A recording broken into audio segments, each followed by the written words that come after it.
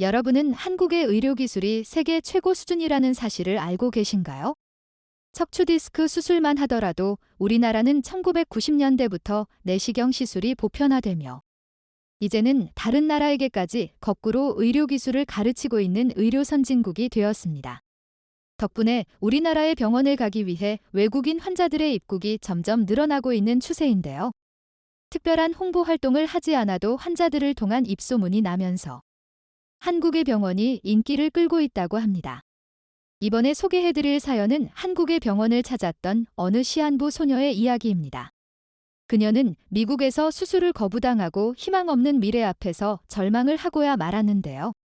아쉽게도 완치를 하지는 못했지만 그녀는 한국 때문에 한 번뿐인 인생을 행복하게 마무리할 수 있었다고 합니다. 또한 그녀는 한국인의 은혜에 보답하고자 장기기증이라는 어려운 결정도 흔쾌히 했다고 하는데요. 과연 그녀에게는 무슨 일이 있었던 걸까요? 함께 살펴보겠습니다. 안녕하세요. 저는 미국에서 꽃집을 운영하며 남은 나날들을 보내고 있는 사람입니다. 지금쯤이면 제 아이는 20살 정도 되었겠군요.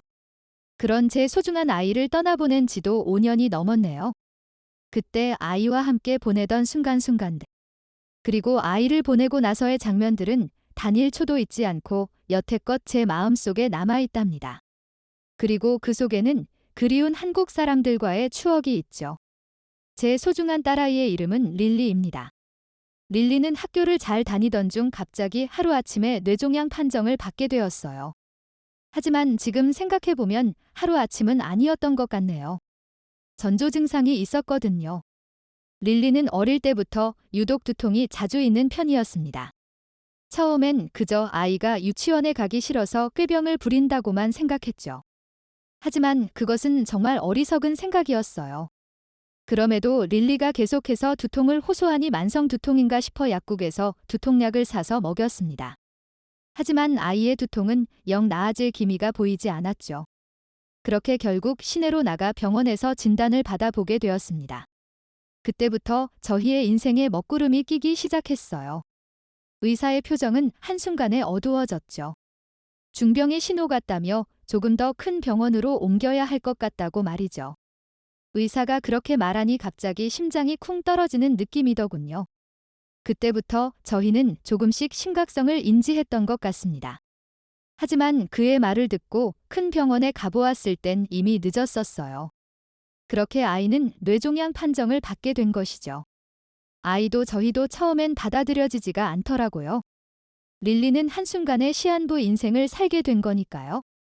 의사가 말하기를 방사선 치료나 항암제 치료 등 잘 반응하는 종류로 적극적인 치료를 한다면 성인에 비해 생존 확률이 높을 것이라고 했었어요.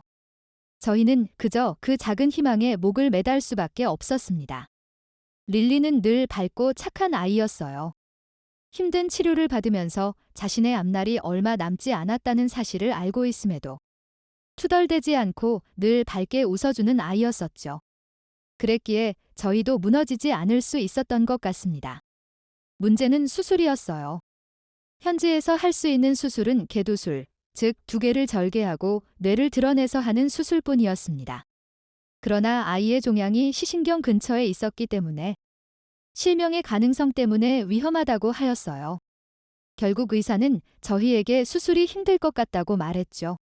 저희는 그래도 일단 해봐야 하지 않겠냐고 했는데 계속해서 거절의 뉘앙스를 풍겼어요. 말도 안 되는 수술비를 이야기했죠. 뭔가 이상했어요. 턱도 없는 수술비를 부르고 저희를 쫓아내려는 것처럼 보였죠. 그럼에도 수술은 해야 했기에 저희는 끈질기게 매달렸습니다. 끝내 병원 측에서는 수술 날짜를 잡았죠. 하지만 그들은 또다시 수술을 거부했습니다. 그것도 이번 며칠 전에 말이죠. 저희는 이해가 가지 않아서 따졌지만 실명의 위험뿐만 아니라 생명의 위험도 크기 때문에 병원에서는 감당하지 못할 것 같다고 하였어요. 의사가 환자를 거부하는 경험은 처음인지라 정말 황당했던 기억뿐이네요. 어이도 없고 화도 많이 났죠. 저희 아이는 1분 1초가 급한데 갑자기 이번 며칠 전에 이렇게 나오니 말이에요. 하지만 어찌할 방법이 없었습니다. 아무리 화를 내도 병원에서는 계속해서 같은 입장만 내놓으며 요지부동이었으니까요. 결국 그렇게 저희는 그 병원을 나왔습니다. 그 병원은 차를 타고 2시간이나 가야만 있는 병원이었고 더 큰 병원은 주변에 존재하지 않았어요. 며칠 내에 수술을 해야 하는데 애가 탔죠. 그러던 와중이었습니다. 제 남편의 지인이 한국인이었는데 그녀는 한국을 추천해 주었어요.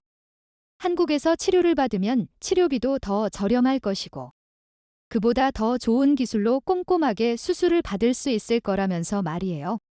저희는 1분 1초가 급한 상황이었기 때문에 곧장 짐을 싸서 한국으로 떠나게 되었습니다. 다행스럽게도 한국에서의 수술은 무사히 끝마칠 수 있었고 저희는 한국의 서비스가 마음에 들어 남은 치료도 한국에서 진행하기로 결정했습니다. 아이 역시 한국에서의 생활을 만족했어요. 사람들이 위낙 좋았거든요. 함께 병실을 쓰는 아이들도 모두 부침성이 좋았고 아이들의 부모 역시 친절한 사람들이었습니다. 외국인이어서 꺼려졌을 법도 한데 그들은 먼저 말을 걸어와주고 맛있는 것도 함께 나누어 먹었어요. 저희의 인종과 국적은 달랐지만 시한부 아이를 키우는 부모라는 점은 다르지 않았습니다. 그 동질감은 저희를 끈끈하게 묶어놓았어요. 저 역시 가끔은 버거울 때가 있었지만 그들과 함께였기에 버틸 수 있었던 것 같습니다. 슬픈 소식을 들었을 때 함께 눈물을 흘려주고 기쁜 소식을 들었을 땐 함께 웃어주었거든요. 같이 병실을 쓰는 사람들뿐만 아니었죠. 의사와 간호사 역시 친절함에 놀랄 정도였거든요. 아이 때문에 수도 없는 병원들을 많이 다녀보았지만 한국은 제가 미국에 살면서 다닌 그 어떤 병원보다도 모든 면에서 뛰어난 것 같았습니다. 의술은 세계적으로 유명하니 말할 것도 없지만 의사와 간호사분들이 정말 친절하셨거든요. 제가 접한 의료진들은 다들 까칠하고 감정이 메마른 사람들 뿐이었는데 아이가 어려서 그런지 너무 다정하게 다가와 주시더라고요. 아이 눈에 맞춰 진료해주고 아이가 전혀 떨지 않도록 이야기해 주었죠. 마치 장난처럼 말이에요. 간호사들 역시 아이에게 매일 안부를 물어봐주는 등 다가와줘서 나중에는 릴리가 먼저 간호사를 찾을 정도였어요. 의료업계에 종사하는 사람들은 다 딱딱한 사람들 뿐인 줄 알았지만 이곳에 와보니 전혀 그렇지 않다는 사실을 알았죠. 그러고 보니 기억나는 하루가 하나 떠오르네요. 그날은 유독 비가 많이 오던 날 밤이었습니다. 저는 릴리의 전담 의사로부터 릴리의 병 증세에 대한 이야기를 이것저것 듣고 있었어요. 병세는 점점 심해졌고 릴리와 헤어질 마음의 준비를 해야 하는 상황이 다가오고 있었죠. 대화를 마치고 저는 뒤를 돌아 복도를 벗어나려고 했습니다. 그런데 정확한 복도에서 훌쩍이는 소리가 들리더라고요. 시선을 돌리자 그곳엔 고개를 숙여 눈물을 닦고 있는 간호사가 보였습니다. 그녀가 울고 있었죠. 저는 한달음에 달려가 무슨 일이 있었느냐, 요즘 너무 힘드냐고 물어보았어요. 하지만 그녀는 이렇게 대답했죠. 릴리와 너무 많은 정이 든 것 같아요.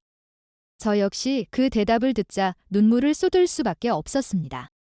그날 복도 끝에서 저와 간호사는 서로 아무 말 없이 많은 눈물을 흘렸던 기억이 나네요. 그렇게 릴리와의 마지막이 점점 다가오던 어느 날이었습니다. 갑자기 아이가 제게 할 말이 있다며 조심스럽게 운을 띄웠어요. 그것은 바로 장기기증이었죠. 처음엔 화가 났어요. 도대체 굳이 장기기증을 하려는 이유가 무엇인지 이해할 수 없었죠. 또 인종도 다른데 문제가 생길 수 있지 않냐고 아이를 애써 설득하려고 했어요. 하지만 이미 아이는 의사와 이야기를 나눴던지 의사가 말하기를 인종에 따른 문제는 없다고 말하더라고요. 유전자를 통해서 서로 공유하는 부분이 있다면 오히려 거부 반응도 적게 온다고 하였죠. 좋은 일을 하고 떠나고 싶다는 아이의 생각은 확고했습니다. 어려서부터 누군가에게 나누어주고 베풀어주는 것을 위나게 좋아하던 아이였죠. 아이의 선택을 존중해주기로 했어요.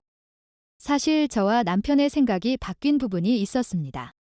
함께 병실을 쓰는 사람들은 물론 한국 의료진들이 너무 좋았거든요.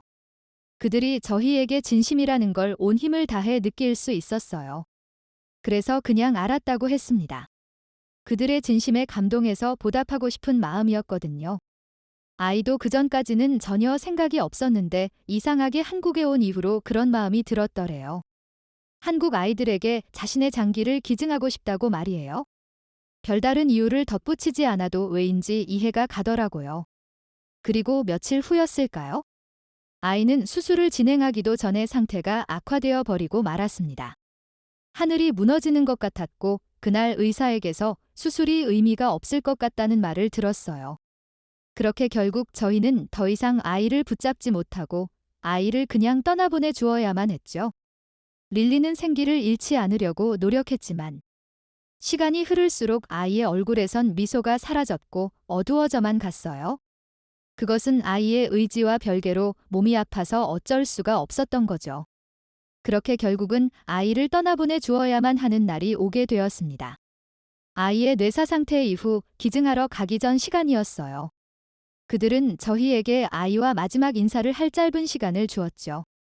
15살 딸아이를 보내며 마지막으로라도 온전한 체온을 느끼고 싶어. 볼을 꼭 잡고 이야기하며 마음속으로 지금이라도 깨어나길 참 많이도 바랐습니다. 하지만 무심하게도 그런 기적은 일어나지 않았고 전 그저 흐르는 눈물이 닿는 아이의 볼을 꼭 감싸고 볼을 맞대면서 인사를 하는 것밖에 할 수 있는 게 없었죠. 그때 그 분위기, 공기, 온도까지도 아직도 잊을 수가 없네요. 그러는 동안 모두가 고개를 숙인 채 묵념을 하였고 아이가 수술실로 들어가기 전 모든 의료진들이 다 같이 침대 위에 있는 아이에게 고개를 숙이면서 감사 인사를 하는 모습이 보였습니다. 저와 남편은 최대한 버티려고 했지만 그 장면을 보니 참지 못하고 오열하게 되더라고요. 그들의 마지막 배려와 예우가 고마웠고 아이가 떠나는 길에 훌륭한 사람들이 함께해서 다행이라는 생각이 들었습니다. 그리고 진짜 아이와 마지막이라는 생각에 하염없이 눈물만 흘렀던 것 같아요. 시간이 흐르고 병실을 정리하면서 저는 하나 둘 아이의 흔적을 정리하고 있었습니다. 그런데 갑자기 들려오는 노크 소리에 뒤를 돌아보았죠. 그곳엔 처음 보는 사람이 있었어요. 그리고 그녀의 손에 꽃다발이 들려 있었습니다. 저는 눈치챌 수 있었어요. 그녀는 아이가 기증한 장기의 수여자 부모라는 것을 말이죠. 전 그 사실을 눈치채자마자 수도꼭지처럼 눈물이 흐를 수밖에 없었고 그것은 수여자 부모도 마찬가지였습니다. 그리고 수여자 부모는 제게 이렇게 말했죠. 아주 조심스럽게 말이에요.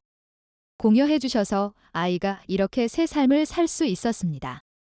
유가족분들은 아직까지도 힘드실 텐데 어려운 결정 주셔서 너무 감사하다는 말씀 이 자리를 빌어 꼭 말씀드리고 싶습니다.